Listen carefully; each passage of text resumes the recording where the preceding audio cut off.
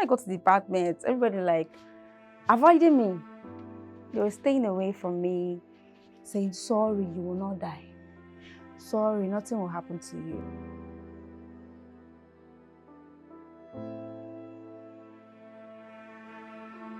Hello everyone, I'm Catherine Ajefu. I'm a sickle cell warrior, a sickle cell advocate, and I'm the founder of Hope Has Done Foundation.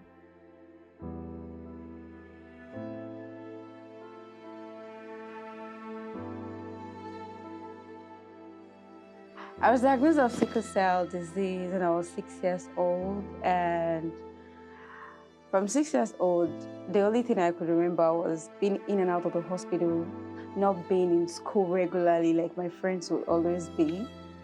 And that's changed a whole lot about my perspective about who I was to myself, because I was wondering, why do I always stay back at home when my friends go to school? And why is it that I'm not allowed to do some certain things? When I was 8 years old, my parents knew more about sickle cell disease, and my parents had lost 3 of my siblings before having me to sickle cell disease, and they needed to do more, they needed to learn more, they needed to be more educated to know how to manage my diagnosis. When I was 11 years old, I was in the hospital, lying down in the hospital bed when the doctor walked in. My eyes were closed, so I guess he never knew I was up. And he told my parents that they are not sure I'll be able to make it till 12. And that broke me. From that day onward, I saw death as something that would happen anytime, any day. I was waiting to not to wake up the next morning. And since then, the next morning became a beautiful miracle. Next morning, beautiful miracle. So every day became a very beautiful miracle to me. And since that day, I called myself a beautiful miracle. When I was 20 years old, that was the most beautiful thing that ever happened to me, because I was waiting to not to wake up the next morning, and now I'm 20. My sickle story had drawn me to God, and it has made me live a life that I would always be proud of, an impactful life. Yeah. When I was 20, I told myself on my 20th birthday that if we made it this far, then we should live a life of impact, because I've been in and out of hospitals. I've had terrible crises, acute chest syndrome, new diagnoses. I could be transfused in a year like 7 times, 8 times in a year. And that didn't make me see myself as a different person, because I come from an undeserved community where you hardly hear people talking about the importance of knowing your gender compatibility before getting married or getting to talk more about sickle cell. And in my community, few houses around me had every child, like every family had a child living with sickle cell disease. Unfortunately, I'm the only one alive today. I'd lost friends, I'd lost siblings, I'd lost loved ones to sickle cell disease, and that made me see the world differently. 2016, I was sick and I was taken to the hospital. The ward where I was admitted, we were 5, 2 sickle cell warriors, and the rest just malaria and typhoid. 4 of them died. I was the only one that went home that year. And since that year, I told myself that for the fact that God has kept me here, I need to do something different. I need to thank God in a different way than saying thank you. There was a time where I could spend a month in the hospital, 2 months in the hospital. I wasn't going to secondary school. Tomorrow I'll tell you that my principal was the reason why I could finish secondary school. Because he was like, this is our journey. You're my baby. So we are doing it together. Why am I crying? She said I was not going to cry. So he was like, this is our journey, we're going to do it together. So there were weeks I couldn't come to school. And he will be like, I shouldn't worry. So he made it easier for me. He called me a home lesson teacher that will come to the house and teach me whatever happened in school. And after that, whenever I go to school, every time there's break, I go to his office and there's this female teacher that always puts me through. She tells me, all right, so I discovered this is where you are weak, this is where you are weak, and we have to work together as a team. And she helps me get better. And my principal was like my strength, because there were days I come to school with cannulas and I could come to school with so much pain because I have exams, and he would just help me write those exams. He would sit by me and tell me, there's nothing too hard for you to do. I know you're intelligent, you're smart, and this is what you can do. And he helps me believe in myself. So I had Ajefu syndrome last year, December. And that was the first crisis I ever had. I had loss of memory. I forgot everything that happened the first 3 days I was in the hospital. It was the hardest and the most chronic pain I've ever had. And at that moment, I knew that I was tired. I was exhausted because that year I was transfused 8 times. I was transfused 8 times and new diagnosis. I go to the hospital, they're like, sorry, I think your liver, I think we need to work on this. I think we are seeing this, I think we are... And when there are new diagnoses, I try to take my mind off it. So last year, I dealt with depression, anxiety. I'd lost myself. I was trying to look for who am I and what am I doing here and why am I always in and out of pains? Why do I wake up to pain? I can't breathe. I can't walk well. My joints, like someone stabbing you from your back to your chest, to your hip, to your hands, your leg, everywhere, and you can't express how you feel to anyone because it's very difficult for them to understand. And I'd asked myself, I don't want to talk about sickle cell anymore. I don't want to advocate anymore. I'm done. I just want to focus on myself. I just want to be happy. I just want to find peace. When I'm sick, I'll deal with it, but for now, no more sickle cell talks. Maybe it's affecting me mentally or something. But all of that changed when I discovered that I'm more when I support my warriors. I'm more when I advocate. I am more valid when I talk about my pain, because I feel that's the weapon that God has given me, just to talk about my pains and to encourage other people that my pain is one thing that I know that God made beautiful in me. So I'd stop asking God, why did you make me a sickle cell warrior? Instead, I ask him more, how do I go about making it more louder? So yeah, depression, anxiety, frustration. I had to see a therapist to gain my sanity back.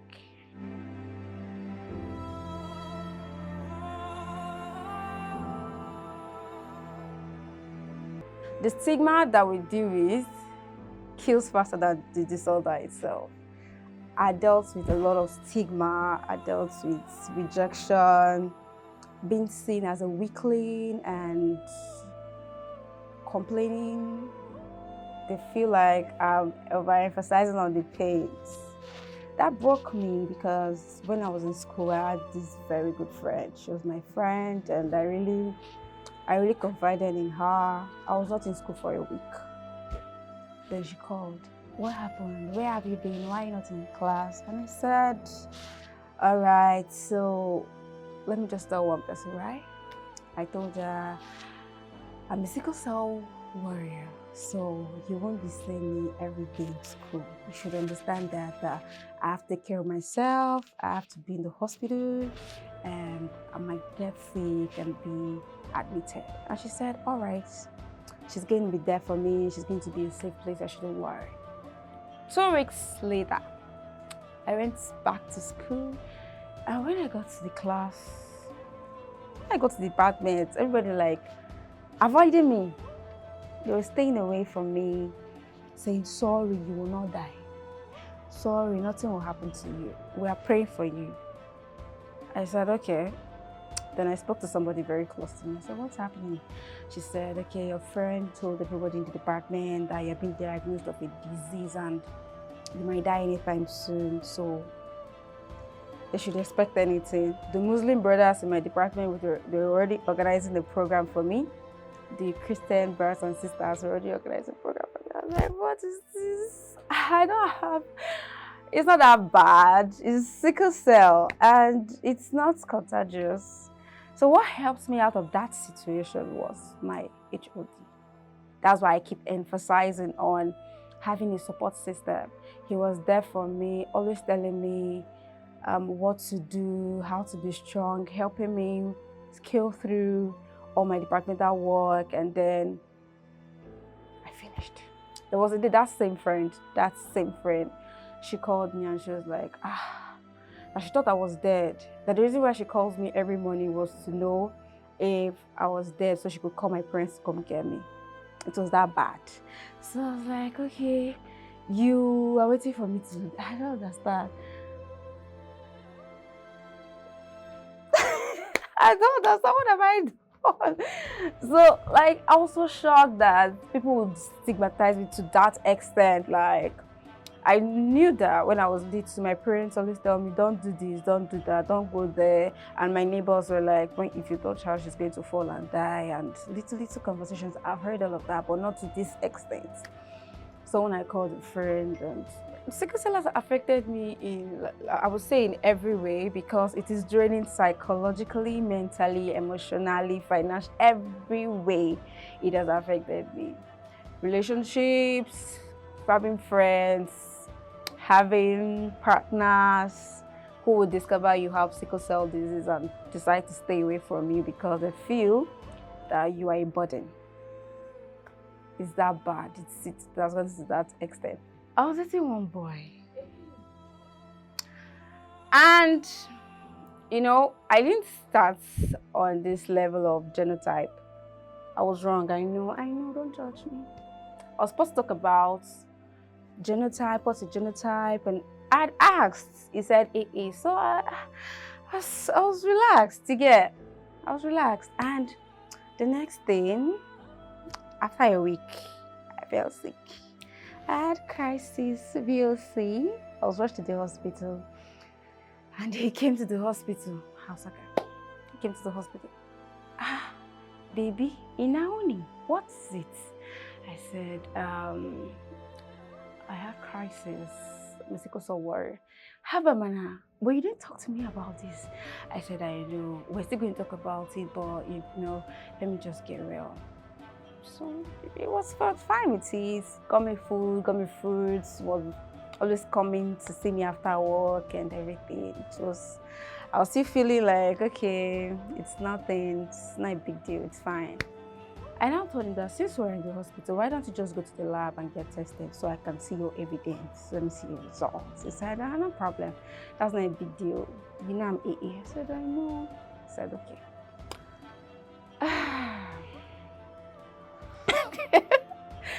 I left the hospital and I went back home. So there was this day he came around, he took me out for dinner, and the next day he dropped out of the car to go pick a call. And I was just sitting in the car and I saw one envelope with hospital logo. Let me check this out. I checked it and I saw the genotype test. It was AA. I was excited and he came back. I was like, hey, the genotype test result we spoke about, what's up? I figured he said, nah, he has not done it. I said, okay. I said, so when are we going to talk about it? He said, next week you should. I said, okay, no problem. So, you know now, I'd seen the results, so whatever I want to say is on his own. Next week, came and I was like, oh yeah, let me see the results. He said, it's a bad news. The genotype results turned out to be AS. I'm AS. I don't want to cry. I'm AS. I said, okay. So he said, so you have to go. We have to. I decided dating my friend.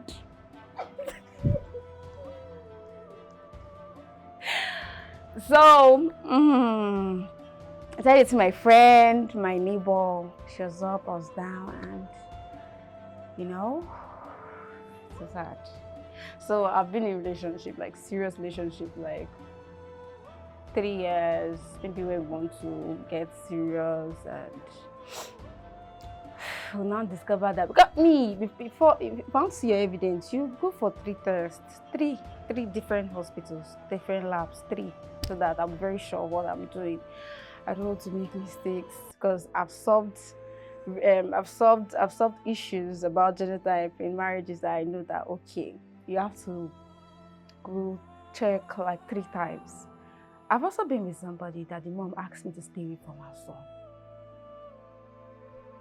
Like I'm an Ogbanje. So sickle cell is not good though. Know your genotype, I beg. Just know your genotype because they'll break your heart. They'll just break your heart. And that's why it's very important to talk about your genotype the first day. Just talk about your genotype, like what's your genotype? Just joke about it. Don't look cool. Like, what's your genotype? So they'll know that okay, she's just asking randomly. It's not like there's anything. So you know where you're going to. Follow Uno road. So they'll not take you to where you don't know.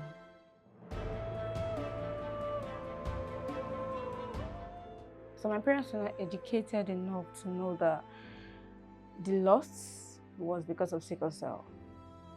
They were not educated to that extent. And that's made me curious because we've discovered that parents, especially mothers, they try to like shield their kids when you have been diagnosed with sickle cell because they don't want the next person to know that she's living with sickle cell because of the stigma that is going to come with it, not because they are going to look for help. So they ask you to stay away from, don't talk about this thing when you get to this social place, don't act like you are sick. So when somebody comes to visit and you look sick, what's wrong? And the parents just like, she had malaria last night, or her body is hot, is this malaria? You know, mosquito everywhere, and they will just cover up and all of that. But you don't get to blame them because of this society we get to find ourselves. The stigma that comes with sickle cell is bad. It's one thing to live with sickle cell disease, it's another thing to accept yourself that this is your reality. Knowing fully well that my parents were not educated and they've lost 3 of their kids already to sickle cell before I was born. There was no need harassing them or being rude to them, telling them, you are the reason why I'm in this pain. I might have said that. I've said that once. That you're the reason why I'm in this pain and all of that. But I don't blame them. I don't blame them that you cost me this, you that, and all of that, because I've accepted myself that this is my reality. And all I need to do is accept myself, my peace, my joy, my focus, my potential, everything all lies in me. And if I'd allowed anger to swallow me, if I'd allowed anger to consume my heart, pain, and all of that, I won't be where I am. So I accepted myself, accepted my faith, and I moved on from blaming anybody that you caused this or that person caused this. Instead, I'm more focused on telling people why they shouldn't make the mistakes that my parents made. Our parents were trying to keep us away from telling the world what we're living with. And that made us hide in our shells. We couldn't come out to express, sensitize, educate people on the importance of sickle cell impact in our families, in our society, in our community. But me, I refused. I came out. I came out and I was trying to drag my friends. We need to do this, we need to talk about this, we need to educate people. And I started going to secondary schools. When I'm with secondary schools, we take pictures with the students to educate them, talk to them, make them see reasons why they should know their gender compatibility for getting married. And other families started seeing what I was doing. I took it to the next level. I started going to churches, my church, other churches. I started going to mosque. The next, I started going to different communities. And the parents allowed them to join me. We now became like family, where we go to different communities to create sensitization programs, free genotype testing. We're becoming like family, like my safe place. I would emphasize on sickle cell. Every sickle cell warrior needs to have a safe place, a support system.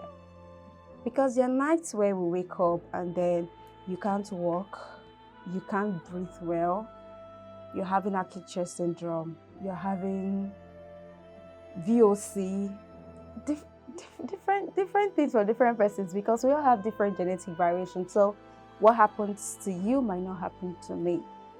You go to the hospital and the next person you see on your hospital bed, that's your support system. That's the person that helps you heal.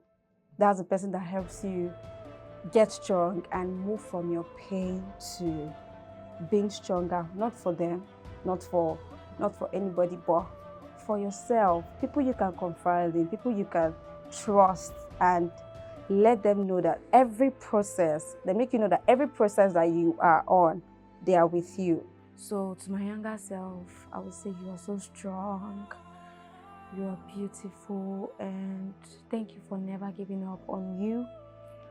Thank you for never thinking about suicide or thinking of death often, even when we had one or two dramas.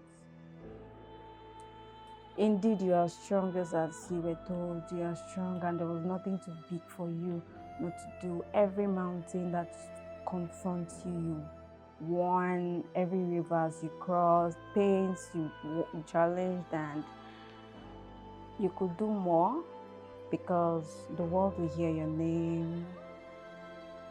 You are living a life of impact, and lives will be touched, and people will see that God really reigns through your life. And to younger couples out there who have not checked their genotype, you need to come back home and ask yourself, what do you want?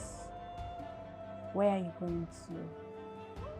When you sit and just assume how you're going to love your child, it all starts from here. Deciding on who you get married to, deciding on your gender compatibility. When they tell you love is not enough, you're not stupid. Love is not enough when you sleep in the hospital for 2 weeks consistently and you run all your funds into hospital bills just to see your child breathe again. When you donate blood and then you keep asking people to help you donate and you sleep in the hospital, you spend everything you have on trying to get medications for this child. Sickle cell is expensive and you have to keep spending every day to see your child. So please know your gender compatibility before saying yes. I'm a sickle cell warrior. Sickle cell has broken me in every way, but I refuse to let it win over me. So please know your genotype compatibility. Dear sickle cell warriors, thank you for still breathing. Thank you for still winning every day. Thank you because our journey didn't win over us. Sickle cell didn't win over us, and it didn't make us feel like we are dying tomorrow. I hear people say we are supposed to be strong when we are 25 or when we are 30. We're not supposed to fall sick anymore, but it keeps coming and we're not giving up. It's our journey, and every step that we take with boldness. Every step that we take with gratitude.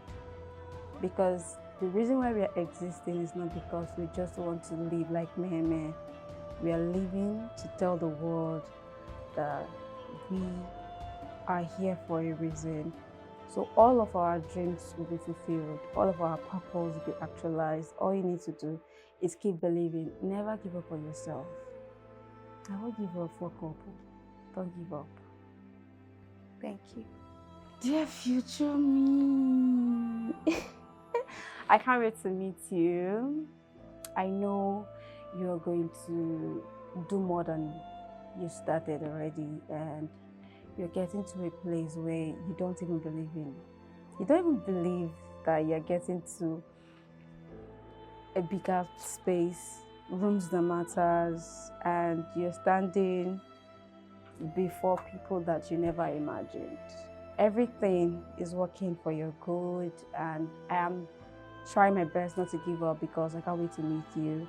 And I'm happy that you have achieved all of this because you never gave up on us, and I love you. I want you to know that this is for us, for our future, and I can't wait to meet you once more, and I love you.